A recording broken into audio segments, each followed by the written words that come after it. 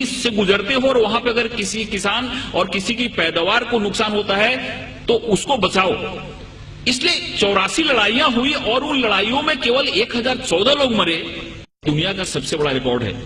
और जब प्रोफेट मोहम्मद जब मक्का में आए अपने पूरे सैनिकों के साथ, तो जिस मक्का वालों ने उनको अपमानित किया था, जिस मक्का वालों ने उनको पत्थर से मारा था, जिस मक्का वालों ने उनकी जान लेने की कोशिश की थी और उनकी तकलीफ के चलते उनको हिजरत करनी पड़ी थी, उस मक्का वालों को उन्होंने प्यार से जीता। और वो मक्का की जो फतह थी, ऐसी फतह थी जिसमें खून का एक कतरा भी नहीं बना।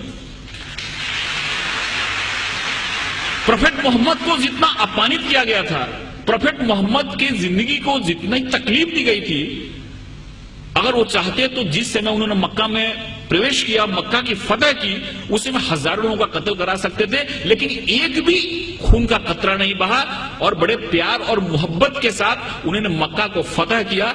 इससे यह बात सामने आती है कि शांति और अमन इस्लाम का मकसद है।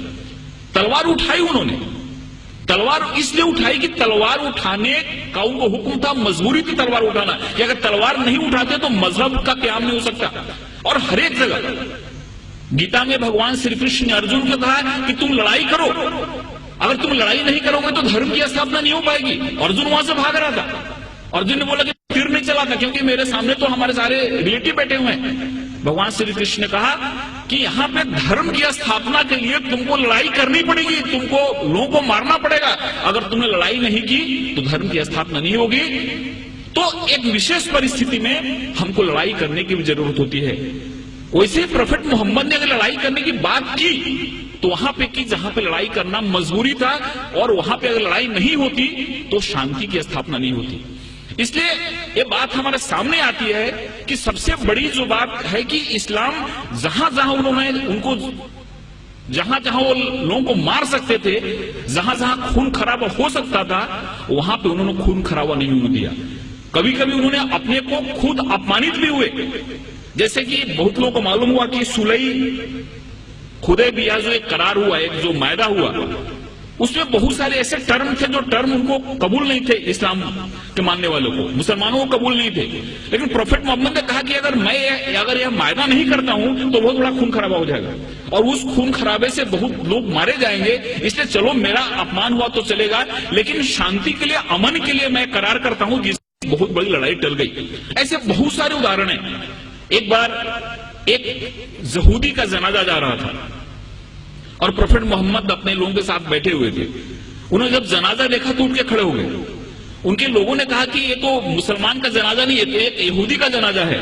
तो मोहम्मद ने क्या, प्रोफेट मोहम्मद ने क्या यहूदी इंसान नहीं होता? ये सारी चीजें हमारे सामने आनी चाहिए। उस बूढ़ी औरत की कहानी मालूम है कि उसको ऐसा लगता था कि यहाँ पे इस्लाम बढ़ रहा है, मोहम्मद नाम का ऐसा शख्सियत है जो सबको इस्लाम में ले जा रहा है, इसलिए वो गांव छोड़ के जा रही थी। उसके सर पे गठरी थी और गठरी उठ नहीं रही थी। एक नौजवान आया और बोला कि माता जी मैं आपकी मदद करूं, आप चलो अपनी गठरी में गांव के बाहर छोड़ देता हूं। औरत ने उनको गठरी दी और वहां से नौजवान उस गठरी को अपने सर पे लिया और गांव के बाहर गया और बोला कि आप ठीक है, आप गठरी लो जाओ। उस औरत ने पूछा कि कैसा नेक इंसान है जो अपने सर पे मेरी गठरी लेके जा रहा है। उसने पूछा कि तुम्हारा नाम क्या है? इन्होंने कहा कि मुझको मोहम्मद कहते हैं। जिसके डर से भाग रही थी वही इंसान उस औरत की गठरी को अपने सर पे ले जा रहा है और उसको मदद कर रहा है, और उसी दिन औरत इस्लाम में आ गई। जो औरत प्रोफेट मोहम्मद के सर पे हमेशा कचरा फेंका करती थी नमाज के जाते समय, रोज कचरा फेंकती थी उनके सर पे।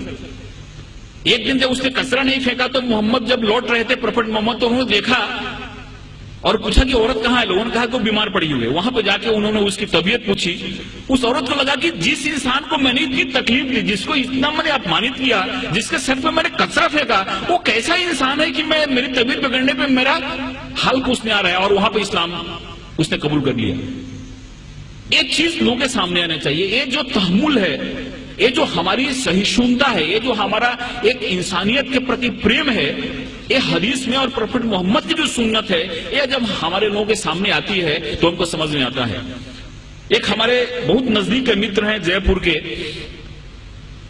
उनको कई बार मैंने मुशायरे के लिए बुलाया। उन्होंने दो चीज मुझको बताई। ये दोनों चीजें मुझको कहीं रेफरेंस मिला नहीं है, लेकिन उन्होंने बताई। उन्होंने पहला ऐसा बात